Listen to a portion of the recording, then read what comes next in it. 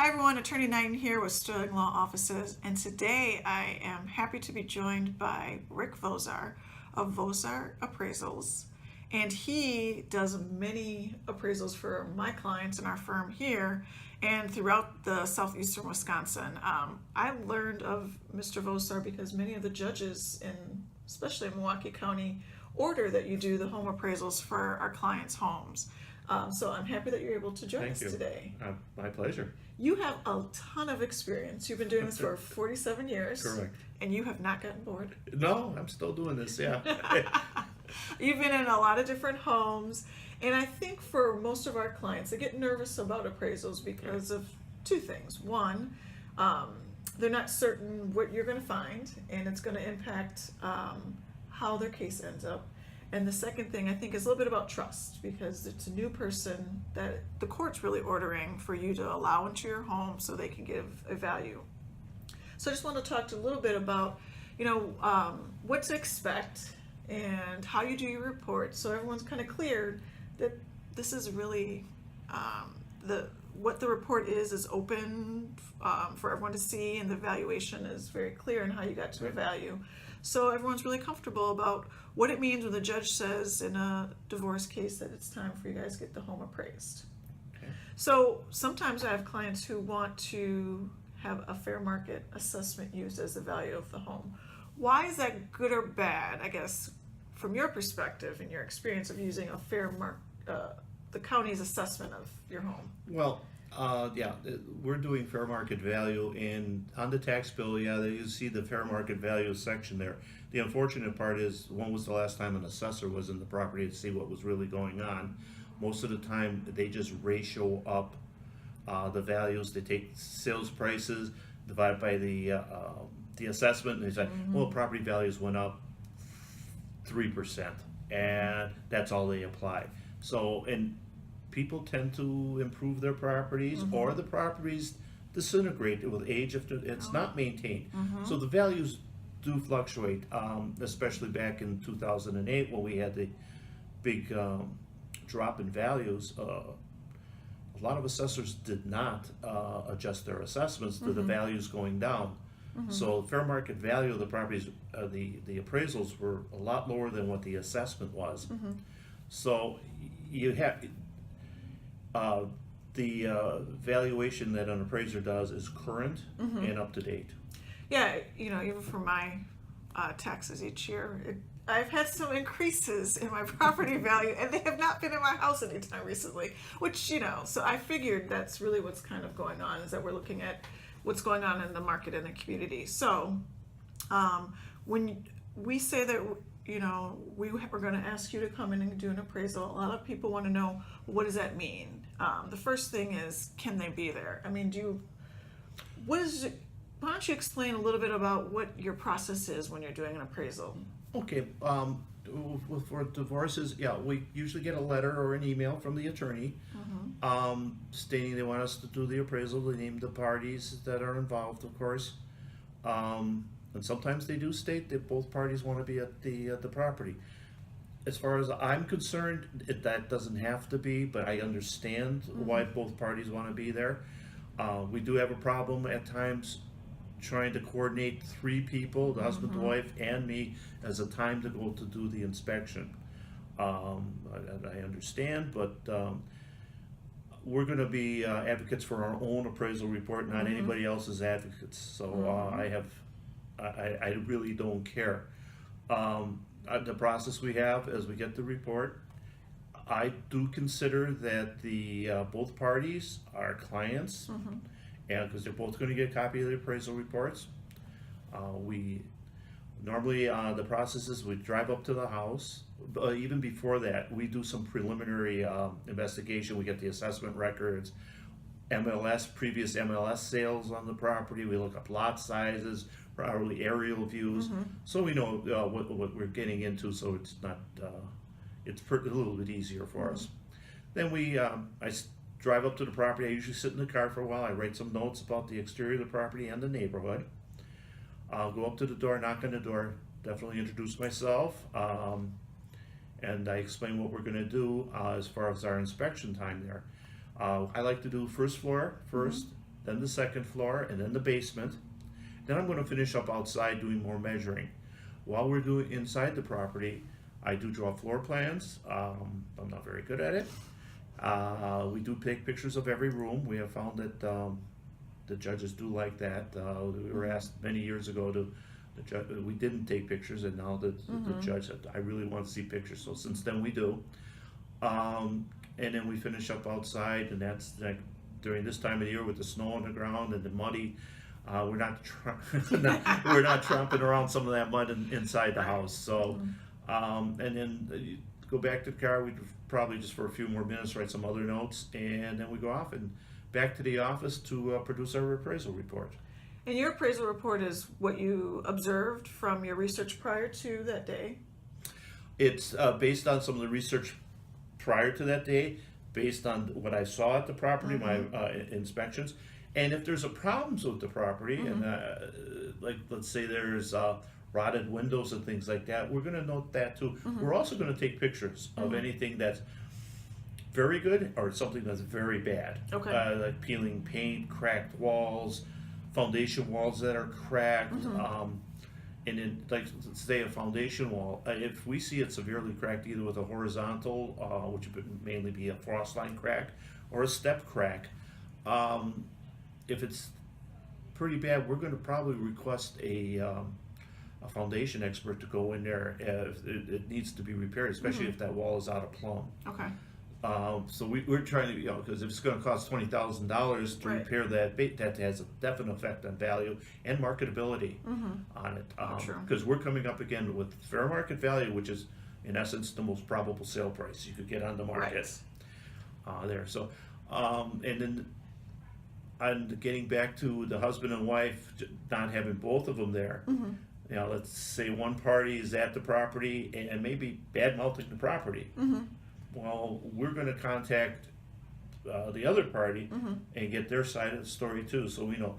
But I'm going to be coming up with my own determinations on my appraisal report, because I'm only an advocate for my appraisal, not for anybody else. And that's good to know, because I think what happens, and why both parties always want to be at the house, is because someone's worried that, you know, the spouse who wants to keep the house, they want typically the lowest value, and the spouse who's not keeping the house wants the highest value, and then they both are thinking each other's going to try to sway you. So the person who wants to keep it is going to try to tell you whatever they can to lower the value, and the person who doesn't want it is going to say whatever they can to increase the value. So it's good to know that, number one, you're taking pictures, you're taking all these notes, and then you will follow up with both sides. You just won't listen to one person or the other when you're doing your report. Correct, since both of them are our clients, we want to make sure that everybody has their fair say on this situation. Right. You know, the other thing that sometimes I hear clients talk about is using a realtor to do, I guess they call it a market analysis. Correct. How is what you do different from what a realtor does? Well, we're making what we use our comparable sales to compare the subject property to recent sales in the neighborhood. We do a lot of comparisons down to the macro as far as the lot size, down to what type of appliances are in the property. Basically, a market analysis report doesn't do any type of gridding out of the property or making dollar valuations. They just list a bunch of sales that have occurred in the neighborhood, and if we're doing a subject property as a ranch house, they tend to use not only ranch houses but colonials, Cape Cods, tri-levels, bi-levels, which are not really a true comparable. We're looking for the closest property with the same amount of hopefully square footage and same type of design. And I've seen many of your reports. So the reports, they include the home and then all of the different comparables that you used. Correct. And I mean, it's basically you're reading down the stock units, line item per line item. You can see the differences between the homes. Right. We got make adjustments for age, size, location, quality of construction, condition, basement finish. Some houses have rec rooms. Some houses have rec rooms plus a half bath, rec rooms with another bedroom or a den in there. So we have to make adjustments for that, because somebody will definitely pay more for two similar houses But if it's got a rec room and a bathroom in the basement, they're definitely gonna pay more for that. Yeah, because more living space for families nowadays, Correct, yeah. right? When you are close to getting a report done, so the spouse who isn't there and they want to give you more information, you're willing to listen to it, right? Certainly will, Okay. yes. Is there anything that people can do to, I guess, prepare for you coming into their home? I know some people want to make those repairs right away that they know of before you come in, or just even cleanliness. Does that impact your report or no? Well, if the house needed repairs, or let's say just a coat of paint or something, and they wanted the higher value, yeah, go ahead and do it. Yeah, because we're doing an appraisal as is, as is the condition, and as of that date that we're there. We've had houses that have burned down like 2 days after we did the appraisal report, and Wow. somebody gets back to us and says, how can you value? There's nothing there. Well, they burned down 2 days after. Right, right. And that is stated in the report. And our reports are, they're about 25 to 30 pages long for a single family house. So it gets a little detail to go in there. Yeah, I've had clients who, sometimes over the years you start projects and you don't complete them. And then they know that the appraisal is going to happen. So then they're trying to figure out if now's the time, if they have and sometimes just life gets busy. They just didn't have the effort or energy to do it. But they know that you're coming in, so then they have a half finished bathroom, and they know that it'll be higher if they finish it, which is basically what you're saying. Yeah, but then that brings up the other problem is that they take permits out. Oh, yeah. We get into a lot of houses, again, that's why we pull as much data as we can, and like the assessment records, and we see a house, the assessor has it as 2 bedrooms and 1 bath, and we go out to the house, and all of a sudden there's 3 bedrooms and 2 baths. And if it looks kind of recent, and then did you take out permits for this? Well, no, we didn't. Well, then we got a problem here in the valuation because it's illegally done. So that does bring up a problem. They should get permits, or have the city come out and do an inspection to see if it was done to code. Okay. And especially if they did some electrical or plumbing, you've got to worry about that stuff. So we can't really value something that's illegal. Okay. It's like with mortgage work. If we did something like that and the bank makes the loan and they get it back, they're going to really be yelling at the appraiser to say, all that stuff's illegal. How did you value something illegal that now they have to fix? Because you're inheriting the problem. I've never had that happen with any clients, so it's good to know that, and forewarn people that you have to get permits.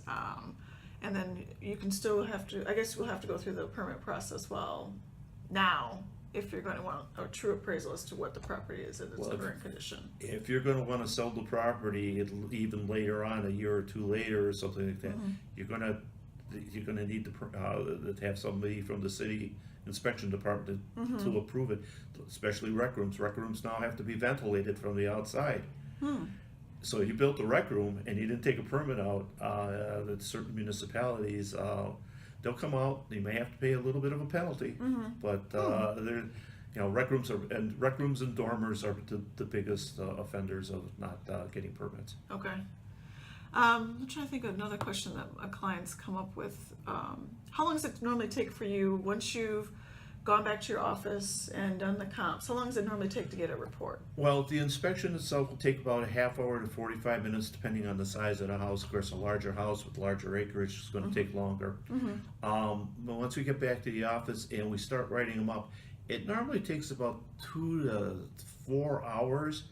Some of the problem is usually verifying our data. We have to call brokers that were involved in the comparable sales we use, because we verify the data with them. For them to get back to us, sometimes takes maybe a day or 2 for them to verify it. But normally, if everything falls right, 2 to 4 hours. Okay, that's great. Depending on the complexity of the property. Okay. And so, just so everyone understands also on fees, normally because a lot of these home appraisals are court ordered, just so everyone's clear that we always send out a letter to make sure you're paid prior to coming out, just to make sure that your bill's taken care of. And then you send it by mail, or is it email? We can do either way. The reports, I'd say 80% of the time we mail the reports to each attorney. 20% they'll take an email of the reports, which we are fully capable of doing, of course. Or we can do both on that.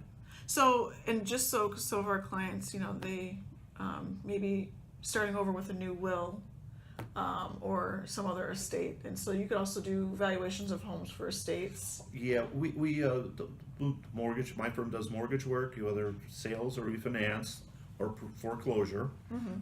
We do the probate estates, the divorces. We do relocation work for relocation companies too. People being transferred around the country on that. So we're like you said, we've been around quite a bit, and long time. we do a lot of stuff. Well, thank you, Rick, for taking time out of your day. My pleasure. I know Rick, because his schedule's so busy, that him taking time out to come give you guys this free information.